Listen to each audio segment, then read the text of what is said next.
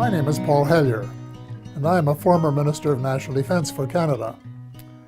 This disturbing message is for the several million Americans and others who were kind enough to listen to the 22-minute presentation at the Citizens Disclosure hearing in Washington in May 2013, and for anyone else who cares deeply about the future of their country and the planet Earth. The U.S. is in grave danger. Strangely, the peril is not from foreign enemies, but from enemies within.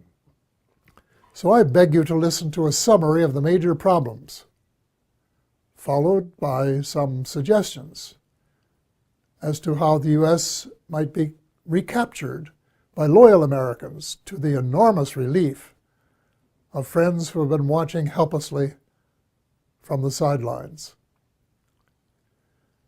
The stakes couldn't be higher. So I spent the 15 months following the Washington hearing feverishly writing a new book, incorporating what I think every American has the right to know and must know to end the incredible naivety observed at the citizens' hearing. The name of the book is The Money Mafia, A World in Crisis. Most of my friends, both American and Canadian, tend to agree that the world is in a state of crisis. But very few are aware that the problems are not natural phenomena. They have been engineered by a very tiny elite group of rich, ruthless, and power-hungry people who have been deliberately keeping the majority of decent, hard-working taxpayers totally in the dark. The iron veil of secrecy is now nearing the end of its 7th decade. When World War II ended, little attention was given to Operation Paperclip, under which hundreds of Nazi scientists were brought to the U.S., given new identities, and then appointed to important jobs in the military and elsewhere.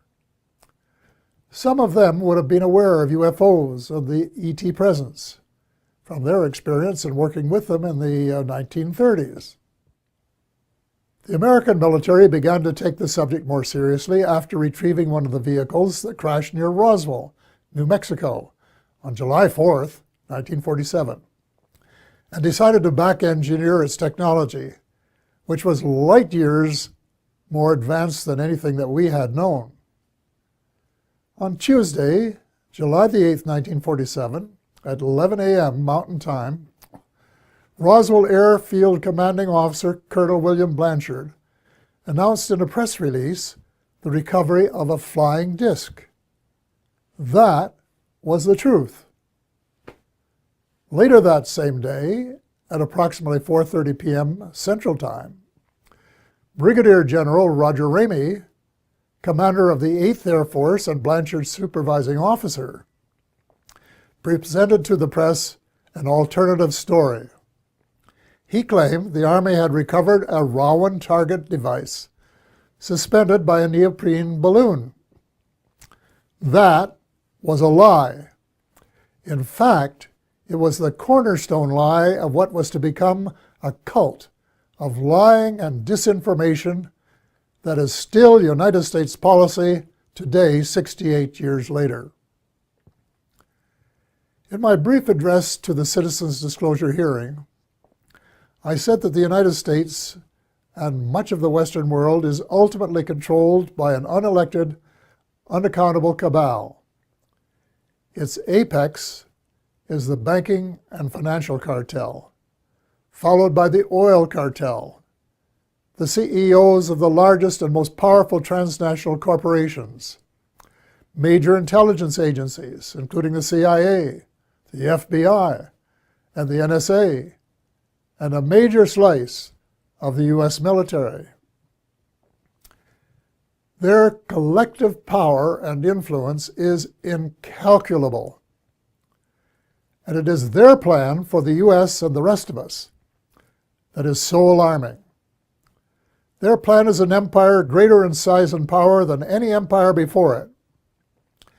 They call this the New World Order, which, ironically, is the same name Hitler used for the smaller empire he imagined. One sure thing, the New World Order will end all pretense of government of, by, and for the people. It will be a dictatorship of, by, and for a small minority of the rich and privileged elite. Much of its power lies in the privately owned banking system. Why monarchs and politicians allowed a private cartel to become the monopoly supplier of new money, we will never know. But this power is almost absolute and can determine the fate of nations and their people.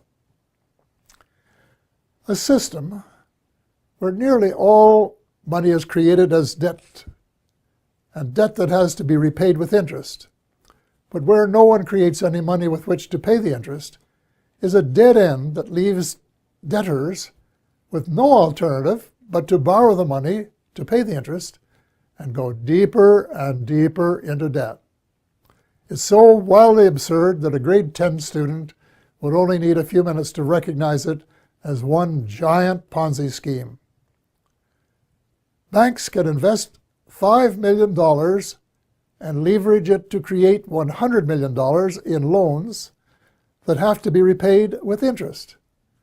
In effect, they skim 95% off the top of every loan. That is the reason I call them the money mafia. Monetary reform is the most urgent of all essential reforms, and my book contains a specific formula that the brave Occupy Wall Street protesters could have used to advantage when asked, "But what do you suggest?" What they lacked was the answer to that question.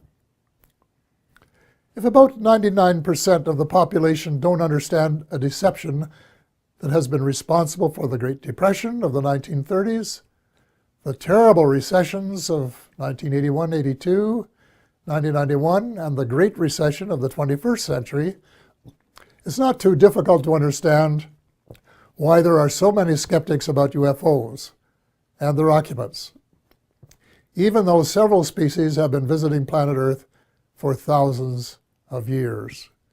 The crashes near Roswell, New Mexico, that I referred to earlier, were, in a sense, watershed events. In Canada, Wilbert Smith, a senior officer in our Federal Department of Transport, of which I later became minister, wrote a top-secret memorandum to his boss based on information he had received during a visit to our embassy in Washington. The memo, dated November 21st, 1950, read in part as follows. A. The matter is the most highly classified subject in the United States, reading higher even than the H-bomb. B. Flying saucers exist. C. Their modus operandi is unknown, but concentrated effort is being made by a small group headed by Dr. Vannevar Bush. D. The entire matter is considered by the United States authorities to be of tremendous significance. A control group of 12 senior civilian scientists and military officers was established by President Truman. They were known as the Majestic 12, or MJ-12, which issued a memorandum that included how to respond to UFO sightings by saying that they were natural phenomena, such as plasma or swamp gas, or that the observer might have been imbibing too much Jack Daniels bourbon. Nothing could be further from the truth. Under the Eisenhower administration, much of the physical engineering was transferred to underground facilities in Nevada and Arizona. Meanwhile, much of the control was transferred to civilian agencies in order to create plausible deniability as to its existence. When President Eisenhower wanted to take a look at the restricted areas, he was denied access. It was only when he threatened to send in the First Army that it was agreed that he could send 3 confidants to look at the secret areas 51 and S4. They reported that the Roswell vehicle was indeed being back-engineered by United States forces. President Eisenhower was so distressed by the situation that he included in his farewell address to the nation that his fellow Americans should beware of the military-industrial complex, which, according to one witness, was his way of saying that the ET file had fallen into the wrong hands. Indeed it had. It was under the control of the military-industrial complex, otherwise known as the financial, intelligence, and military wing of the all-pervasive cabal, which has seized control of the United States and much of the balance of the world. Beginning with Eisenhower, not one of the presidents of the United States has been given completely honest advice by his civil, military, and intelligence advisors, nor fully briefed on the ET presence and technology. The military-industrial complex adopted a strategy of perpetual warfare to enhance its own power and profit. It is inconceivable that this plan was discussed and approved in advance by any American president. Wernher von Braun, the German rocket scientist who came to the U.S. at the end of World War II, told my friend Dr. Carol Rosen, who worked with him, that they, the military-industrial complex, in order to maintain perpetual war, had to have an enemy. First, it will be the communists, he said. Then it will be the terrorists. And finally, it will be the ETs. So far, the plan has been unfolding exactly as forecast. The cabal, sometimes referred to as the shadow government, has been in control. When Sarah McClendon, veteran White House reporter, asked President Bill Clinton why he didn't do something about UFO disclosure, Clinton replied, and I quote, "Sarah, there's a government inside the government, and I don't control it." End of quote. Imagine the President of the United States and Commander-in-Chief of the Armed Forces isn't cleared to know what his troops are doing. Well, with the end of the Cold War, the Pentagon wrote a new defense plan, popularly known as a project for the new American century.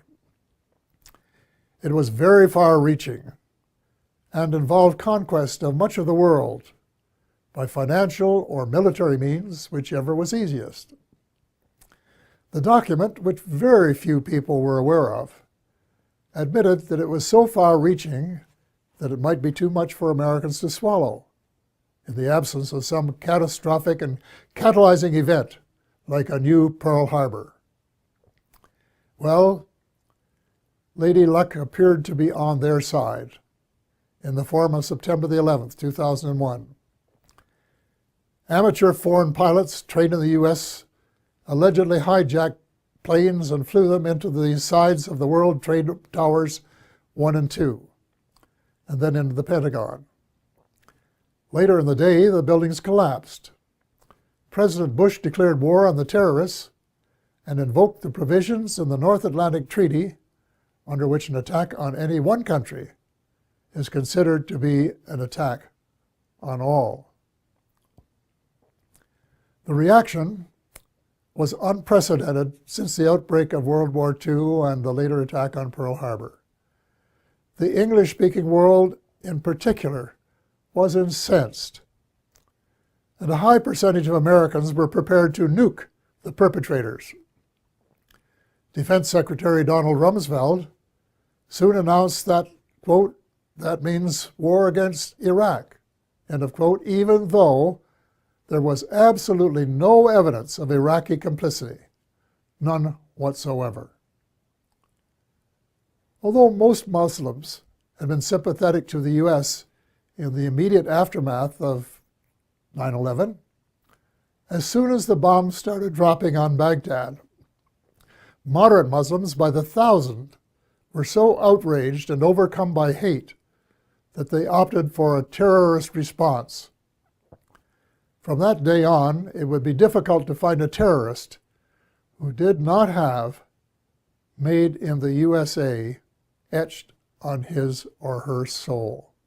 Now, more than a decade later, the situation becomes even darker as the truth about 9/11 begins to emerge from the burial ground of a controlled press. We find that high officials in the George W. Bush administration knew of the attack weeks in advance and made no effort to prevent it. On the contrary, the evidence points to complicity when we find that not just 2, nor 3 buildings collapsed, nor 4, nor 5, nor 6, but 7. Some, if not all, had been rigged for controlled demolition. But that isn't all. A new weapon of mass destruction was used that reduced the concrete and steel to dust before it reached the ground. If you have any doubts about this, get a copy of Dr. Judy Wood's book entitled "Where Did the Towers Go?" 500 pages of meticulous evidence. The unfolding story reveals the greatest mass deception in history, with the most universally negative consequences.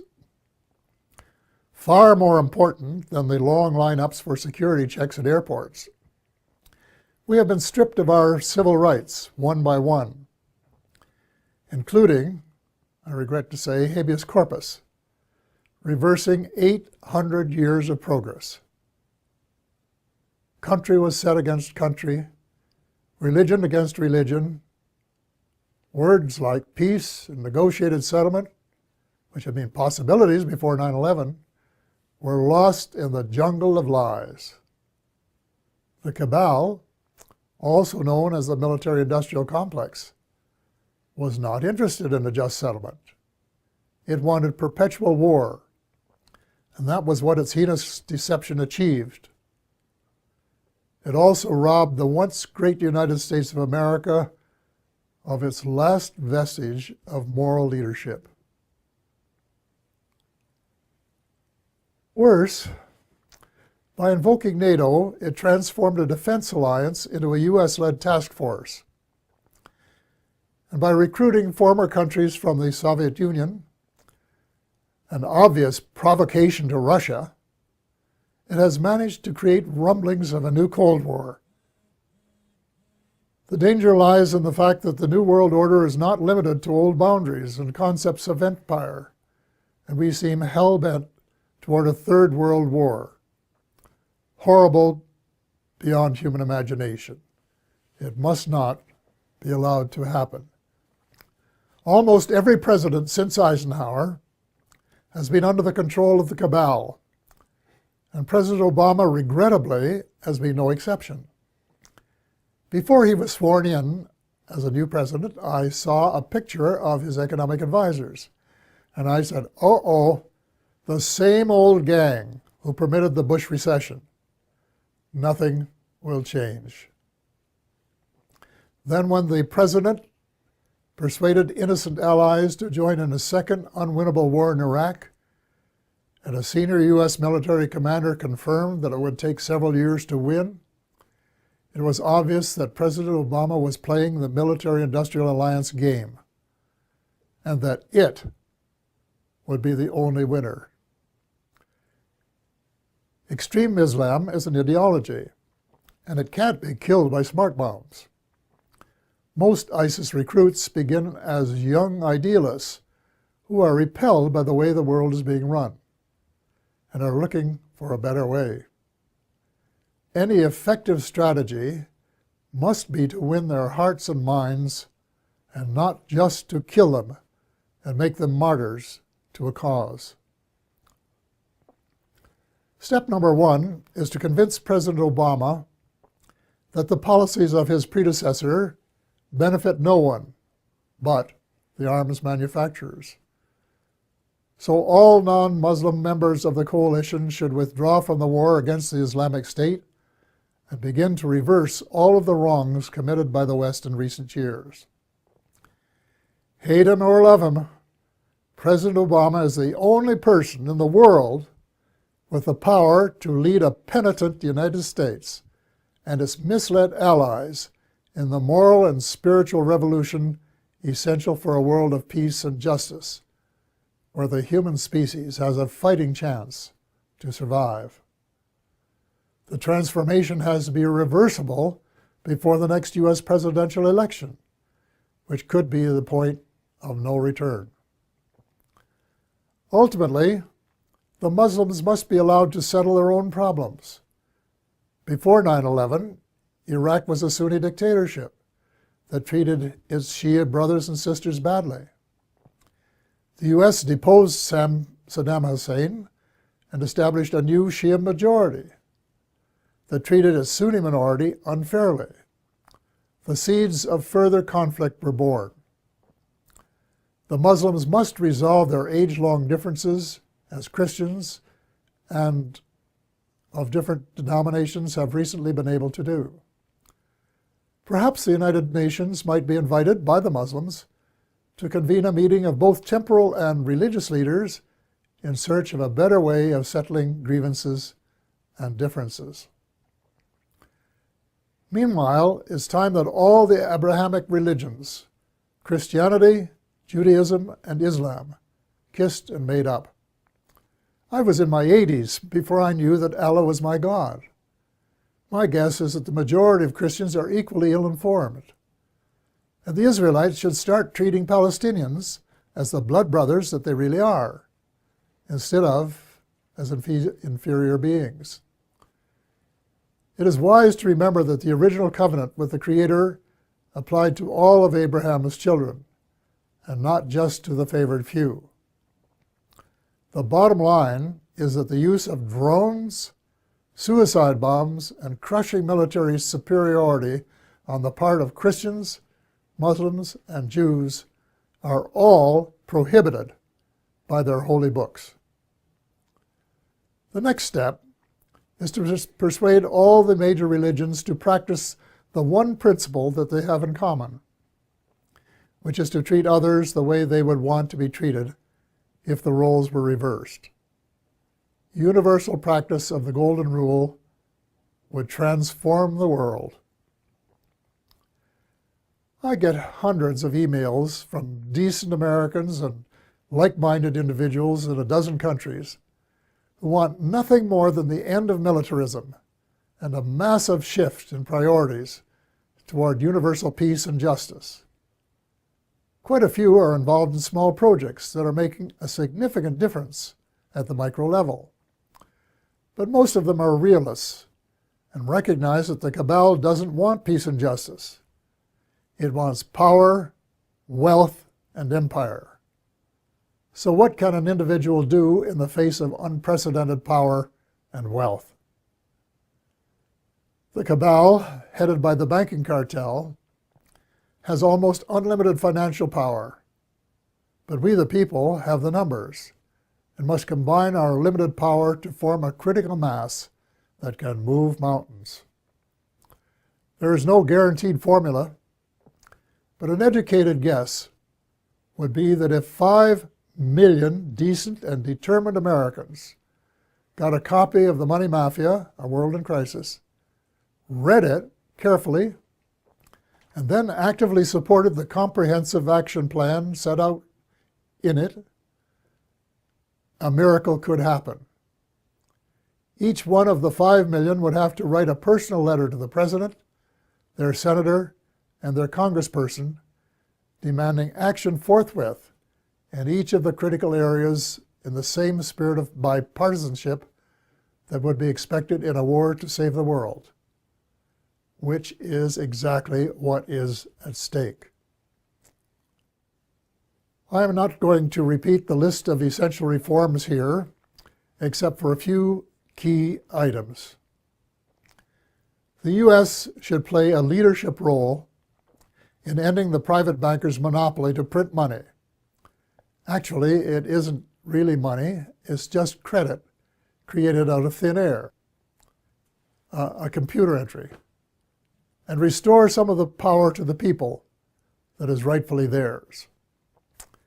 President Obama can mint $2 trillion platinum coins to get the ball rolling, while legislation is prepared to take over the Fed and establish a 100% publicly owned central bank, a central bank of the United States.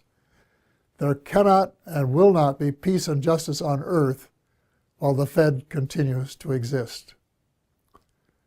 Speaking of justice, if President Obama really wants a place in history as a friend of the 99% rather than the 1%, he can fast-track the Trans-Pacific Partnership into oblivion. Even the name is a lie. There is no way it is a partnership. It should be called the Trans-Pacific Power Grab by a small elite group who want to feather their own nests at the expense of other people's rights to run their own affairs for their own benefit. So the choice is yours, Mr. President, to decide if it will be the people or the cabal. There must be full disclosure of what the cabal and the U.S. shadow government have been doing since World War II. To what extent has the extraterrestrial space and weapons technology been back-engineered? And is it true, as the late Ben Rich, former CEO of Lockheed's Skunk Works, said, and I quote, "We, the U.S., now have the technology to take ET home," end of quote. The extent to which there has been collaboration between the cabal and the ETs. What species? What motives? Were there agreements signed? And if so, were the terms of the treaty or treaties lived up to? To hear the truth emerge after so many years of continual lies and darkness will require either that the National Security Act of 1947 be rescinded or suspended, with a general amnesty so that decent Americans can tell the truth without fear of retribution. A kind of truth and reconciliation process will be required. Then there are the positive benefits that must be pursued. The President must issue an order that would release the secret patents on exotic energy and make them available to the world. The secret technology, in combination with a flexible financial system, will make it possible to convert from an oil economy to a clean economy in 7 years. It will provide billions of new jobs worldwide and help close the ever-widening gap between the haves and the have-nots. Simultaneously, a project should be started to restore our oceans before the food chain has been permanently broken. In addition, worldwide programs of forest preservation and reforestation should help provide the carbon sinks essential for greater stability in weather patterns. Speaking of changing weather patterns, full disclosure should give us a better idea of how much weather patterns have been altered by government tinkering. Due to restraints of time, space, and expertise, my book makes no mention of either chemtrails or the high-frequency active auroral research program known as HAARP. But from what I have heard and read from credible informants, I would say that they are Satan's illegitimate Siamese twins of death and destruction. If so, they should be terminated at once and relegated to the netherworld from which they came.